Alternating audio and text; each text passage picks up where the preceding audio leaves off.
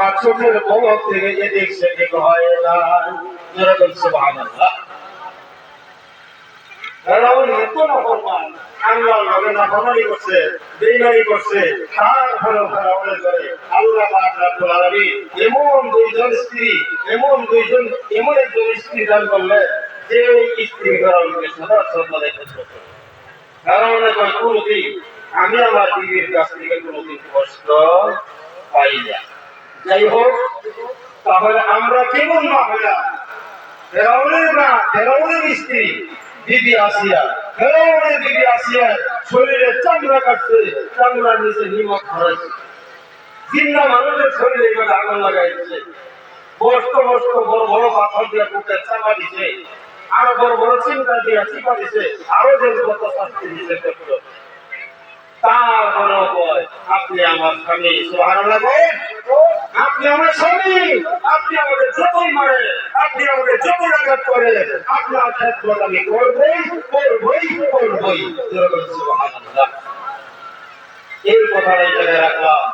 একদিন ফেরাউনের মেয়ে, ফেরাউনের তো আসল মেয়ে নাই, ফেরাউনের একটা পালক মেয়ে নাম ছিল, নামটা মধ্যে আসতেছে না, যাই হোক আসছে, বান্দি মাসিতা। ফেরাউনের ঘরে একটা মেয়ে আছে, ওই মেয়ে ফেরাউনের মেয়েটা চকির মধ্যে চেয়ারের মধ্যে বসছে, ঠান্ডা দিন পুষ্পাইছে শীত, গোসল করে চেয়ারের মধ্যে বসছে, মাথার চুলগুলি দেখে দিচ্ছে লেগুটা করে, তারপরে কলঙ্গ করে রড দিয়া শুকায়। জরিমাসের মেয়েরা গোসল করার পরে চেয়ারে বৈশা চুলগুলি খুলে দেয়, রোদের তাপ দিয়ে শুকায়। সম্মানিত মা বোনেরা একটু কম করে কান দিয়ে শুনেন। ফেরাউনের মেয়ে এইভাবে চোখে পড়ছে, বান্দি নাম ছিল, ঘরের জন্য বান্দি ছিল, বেড়া হইলে গোলাম, বেড়ি হইলে বান্দি, তারপরে কাম্বা। এই বান্দি মাসিদা নাম হলো মাসিদা। বান্দি মাসিদা এমন ভাবে চিরুনি, একটা চিরুনি কোনাকা হইতো, চিরুনি কাহই, এই চিরুনি কাহইয়া মাথার চুলগুলি এভাবে হাত লাগায়।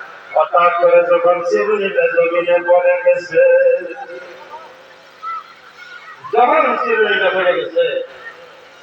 আল্লাহ গো, কি বলছে? আল্লাহ গো, আমরা না আপনার আসতেছে, আমরা মারাও হাতের থেকে ঘুরে গেল, আল্লাহ গো, বলে নাই হাতের থেকে চিরুনিটা কাহইয়া পড়ে গেছে, আল্লাহ গো। ফেরাউনের মেয়ে বান্দির মুখের দিকে তাকাইছো, তুমি কি আমার বাবার নাম নিলানি? তার মানে ফেরাউনের সবই খোদা ডাকতো, মিশরের সবই ফেরাউনের আল্লাহ ডাকতো, কিন্তু বান্দি মাসিকা আর বিবি আসিয়া এই দুইজনে আল্লাহ ডাকেন ভাই। এই আওয়াজটা যখন ফেরাউনের মেয়ের কানে লাগছে, সঙ্গে সঙ্গে মাথা কেন উঠাইয়া বলছে, বান্দি মাসিকা রে, তুমি কি আমার আব্বাজির নাম মুখে নিলানি? বান্দি মাসিকা ডাক দিয়ে বলিব, আমি ওই আল্লাহর নাম দিতে পারি যে আল্লাহ পাক রব্বুল আলামিন এই গোটা কায়নাতকে সৃষ্টি করেছে, তোমাকেও সৃষ্টি করেছে, আমাকেও সৃষ্টি করেছে, তোমার বাবাকেও সৃষ্টি করেছে। ওই আল্লাহর নাম নিতে পারি, আর কারো নাম নিতে পারি না। তাই কথা, আমার বাবার বাড়ি খাবো, আমার বাবার খানা খাও, আমার বাবার জন্ম হাজুত করো, আবার আমার বাবার আল্লাহ দেখো না, এটা আমি মানতে পারি না। তুই দেখেছে গিয়ে দেখে দরবার আছে, ফেরাউনের একজন মানে পুঁজি নাম হলো হামান। মন্ত্রী হামান বসা আছে, হামানকে ডাক দিয়ে বলছে, হে হামান, আজকে নতুন একটা অবমার কালে আসলো আমাদের দরবারে, আমাদের বান্দি আমাদের আত্মাকে আল্লাহ ডাকে না, ওই আকাশে আল্লাহকে বলে আল্লাহ ডাকে, এই কথা আমি মানতে পারি না, বিচার চাই। হামান ডাক দিয়ে বলছে, যাই হোক, আমার তো মনে আসা, কারণ ফেরাউনের স্ত্রী নিজেই ফেরাউনকে আল্লাহ ডাকে না, এই কথাটা আমি বলতে পারি না, আজকে চান্সে আমি জ্ঞান দিব। পাঞ্জাবি জ্ঞান দিব, এক বলে দুইটা স্বীকার করবো, দৌড়িয়া গিয়া ডাক দেব যে ও আমাদের আল্লাহ, ও আমাদের খোদা, এই জিনিসে তো পাগলামি করে না, বলো বলো, জলদি করে বলো, সময় নাই। এমন সময় বলতে আমার ডাক দিয়ে বলতেছেন, আমাদের আল্লাহ, আপনার দরবারে আপনার স্ত্রী আসিয়া আপনাকে আল্লাহ ডাকে না, এইটা আমরা সহ্য করতে পারি না, বিচার লাগে।